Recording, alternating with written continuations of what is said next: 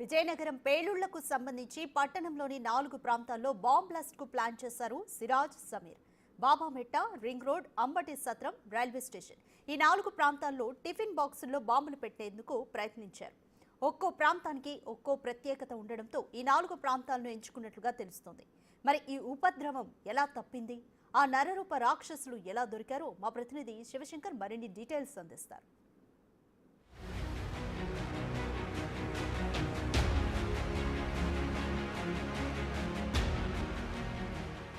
విజయనగరం ఉగ్ర పేలుళ్ల కేసులకు సంబంధించి అటు సిరాజ్ సమీర్ ఇద్దరు కలిసి విజయనగరంలో 4 ప్రాంతాల్లో పెద్ద ఎత్తున బ్లాస్ట్ చేయడానికి అయితే నిర్ణయించినట్లు మనకు తెలుస్తోంది. ఇప్పటికే నివేదికలు అటు కన్ఫర్మేషన్ లెటర్లు కూడా ఇదే విషయాన్ని అయితే వెల్లడించినటువంటి పరిస్థితి అయితే ఉంది. అటు బాబామెట్ట కావచ్చు, రింగ్ రోడ్, అదేవిధంగా అంబటి సత్రం, అదేవిధంగా రైల్వే స్టేషన్ 4 ప్రాంతాల్లో కూడా పెద్ద ఎత్తున దాడులకు ప్లాన్ చేసినట్టు మనకు తెలుస్తుంది. టిఫిన్ బాక్స్ బాంబుల ద్వారా వీళ్ళు ఈ 4 ప్రాంతాలని బ్లాస్ట్ చేయడానికి అయితే పెద్ద ఎత్తున ప్రయత్నించినట్టు తెలుస్తుంది. ప్రస్తుతం మనం బాబామెట్ట ఏరియాలో ఉన్నాం. బాబామెట్ట ఏరియా అనగానే మనకి ఒక విజయనగరంలో కొంత రిచెస్ట్ ఏరియా మనకు కనిపిస్తుంది. ఒక క్లాస్ ఏరియా కూడా మనం దీన్ని చెప్పొచ్చు.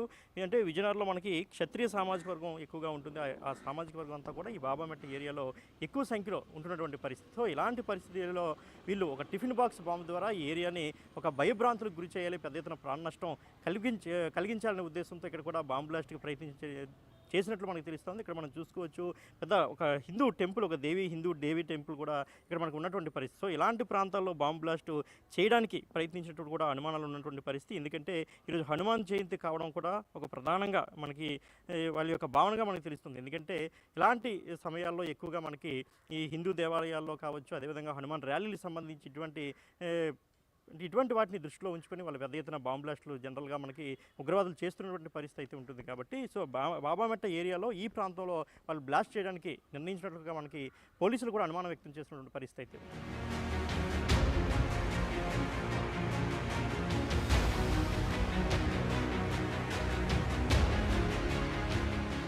బాబామెట్ట తర్వాత రెండవ ప్లేస్ రింగ్ రోడ్గా ఉగ్ర పేలులకు సంబంధించి సిరాజ్ సమీర్లు ఎంచుకున్నటువంటి రెండవ ప్రాంతం రింగ్ రోడ్డు.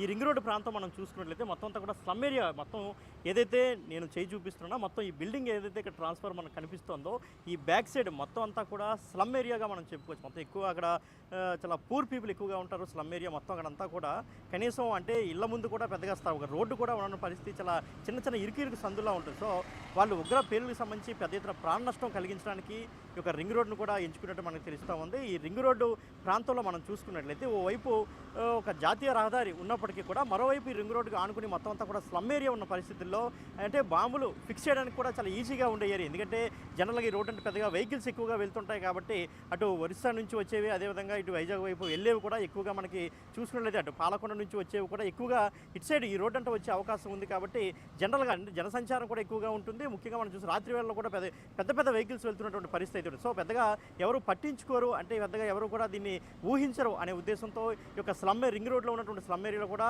ఒక టిఫిన్ బాక్స్ బాంబుని ఇక్కడ ఫిక్స్ చేయడానికి అయితే ప్లాన్ చేసినట్లు మనకి తెలుస్తున్నటువంటి పరిస్థితి. ఇక్కడ కానీ ఇన్ కేసు బాంబు కానీ రింగ్ రోడ్డు కానుకున్నటువంటి ఈ స్లమ్ ఏరియాలో కానీ ఇన్ కేసు బాంబు కానీ పెట్టినట్టయితే సుమారు 200 నుంచి 300 మంది ఒకేసారి చనిపోయే ప్రమాదం కూడా ఉంటుంది. ఎందుకంటే అంత దగ్గరగా ఒకే దగ్గర ఇల్లు ఉన్నటువంటి పరిస్థితి ఇక్కడ ఉంటుందని చెప్పుకోవాలి.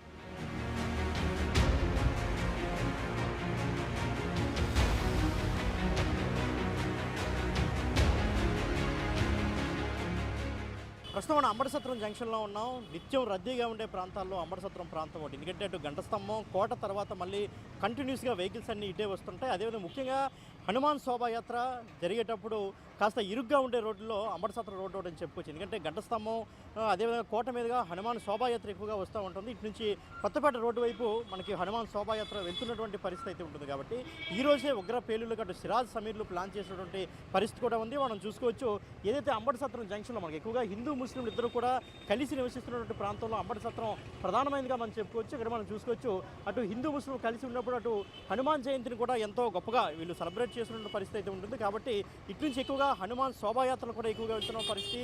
ఈ ఏరియాలో కూడా ఇన్ కేసు వాళ్ళు ఏదైతే ప్లాన్ చేశారో ఆ టిఫిన్ బాక్స్ బాంబు ఏదైతే ఉందో అది కనుక వర్కౌట్ అయ్యి ఉంటే సుమారు 100 నుంచి 150 మంది వరకు అట్లీస్ట్ ప్రాణాలు పోయే అవకాశం పెద్ద ఎత్తున కలిగేది. ఎందుకంటే అంటే ఒకేసారి చనిపోవడం కాకుండా అటు కొంతమందికి కాళ్ళు చేతులు విరిగిపోవడం కావచ్చు, ఆ కెమికల్స్ లోపలికి వెళ్ళిపోయింది, గాలిలో నీటిలో కలిసిన తర్వాత కూడా చాలామంది చనిపోతున్నటువంటి పరిస్థితి అయితే ఉన్న నేపథ్యంలో, ఎందుకంటే వాళ్ళు చాలా తీవ్రమైనటువంటి కెమికల్స్ని వాడుతూ ఈ యొక్క బాంబులు తయారు చేస్తున్న పరిస్థితుల్లో ఈ యొక్క అంబటి సత్రం జంక్షన్ ప్రధానంగా ఎంచుకోవడానికి గల కారణం మనం చూసుకున్నట్లయితే హనుమాన్ శోభాయాత్ర జరిగేటప్పుడు ఎక్కువగా ఇరుగ్గా ఉండే రోడ్లో అంబటి సత్రం ఒకటి, ఒకేసారి ఇక్కడ జనం గుమిగూడిన తర్వాత ఒక్కసారిగా బాంబు కానీ బ్లాస్ట్ అయితే పెద్ద ఎత్తున ప్రాణాలు కోల్పోయే అవకాశం ఉంటుంది. కాబట్టి ఈ ప్రాంతాన్ని ఎంచుకున్నట్లుగా మనకి తెలుస్తూ ఉంది.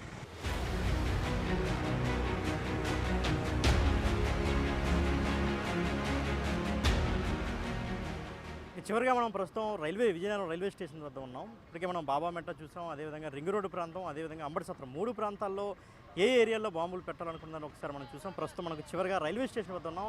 ఒకసారి మనం చూసుకోవచ్చు, విజయనగరం రైల్వే స్టేషన్లో కేవలం విజయనగరం ప్రయాణికులు మాత్రమే కాదు, ఎందుకంటే విజయనగరం అనగానే ఎక్కువగా అటు ఒరిస్సా కావచ్చు, మధ్యప్రదేశ్ నుంచి కూడా ఎక్కువగా ఇక్కడికి వచ్చి నివసించే అవకాశం ఎక్కువగా ఉంటుంది. ఒరిస్సా, ఛత్తీస్గఢ్, మధ్యప్రదేశ్ 3 రాష్ట్రాల నుంచి కూడా ఎక్కువగా ఇక్కడికి వచ్చి వ్యాపారాలు చేస్తున్న పరిస్థితి ఉంది. ఇక్కడ నుంచి అనేక మంది ఆయా రాష్ట్రాలకు వెళ్ళే పరిస్థితి కూడా ఉంటుంది. కాబట్టి ఇక్కడ కానీ బాంబు వాళ్ళు అనుకున్న పథకం ప్రకారం బాంబు బ్లాస్ట్ చేయగలిగినట్లయితే అటు 4 రాష్ట్రాల ప్రజలను ఒకేసారి భయపెట్టే పరిస్థితి ఉంటుందని కూడా మనం చెప్పుకోవచ్చు. సో అందువల్ల ఇక్కడ కూడా ప్లాన్ చేసినట్టు తెలుస్తుంది. ఇన్ కేసు వాళ్ళు అనుకున్న పథకం ప్రకారం బాంబు బ్లాస్ట్ కానీ జరిగి ఉంటే, ఏదైతే ఆ టిఫిన్ బాక్స్ బాంబు ఏదైతే బ్లాస్ట్ కానీ జరిగి ఉంటే ఇన్ కేసు సుమారు ఇక్కడ కూడా 100కు పైగా ప్రాణాలు పోయే అవకాశం అయితే ఉండొచ్చని మనకు తెలుస్తుంది. సో టోటల్గా మనం చూసినట్లయితే అటు బాబామెట్ట, రింగ్ రోడ్, అదేవిధంగా అంబటి సత్రం, రైల్వే స్టేషన్ ఈ 4 ఏరియాల్లో కూడా 4 టిఫిన్ బాక్స్ బాంబులు అమర్చి ఒకేసారి బ్లాస్ట్ చేయాలని అయితే వాళ్ళు ప్లాన్ చేసినట్టు తెలుస్తుంది. అది కూడా హనుమాన్ జయంతి కావడం వల్ల ఈరోజే దాన్ని పెద్ద ఎత్తున ఇంప్లిమెంట్ చేయాలి. అదేవిధంగా ఆర్ఎస్ఎస్ వాళ్ళని కూడా పెద్ద ఎత్తున టార్గెట్ చేసిన పరిస్థితి ఉంది. కాబట్టి ముఖ్యంగా హిందువులపై ఎక్కువగా ఫోకస్ చేసినట్టు కూడా మనకి అనేక రకాలుగా